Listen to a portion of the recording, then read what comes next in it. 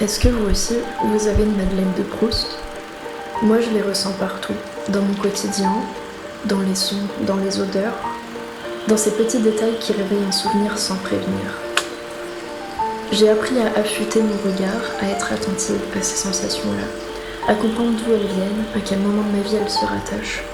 Ces instants si marquants qu'ils ont laissé une trace invisible, une empreinte que je ressens encore dans tout mon corps, comme si les souvenirs vivaient toujours quelque part en moi.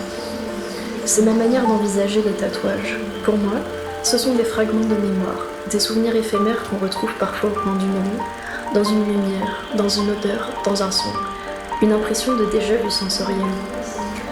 C'est comme ça que je choisis mes tatouages, par rapport à ce que je ressens, à ce que ma mémoire me renvoie. Même quand un motif ne semble pas avoir une symbolique très claire, il y a parfois quelque chose qui m'attire. Une reconnaissance instinctive.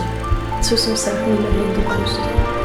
Tous les souvenirs, tous les motifs que je crée viennent de là, d'un souvenir, d'une sensation, d'une émotion qui a laissé une trace. Et à travers vos projets, je vous invite à faire ce même voyage intérieur, à creuser dans votre foi intérieure, à explorer ces images enfouies qui attendent d'être révélées sur votre peau, pour que chaque tatouage devienne une mémoire incarnée, un écho de votre passé.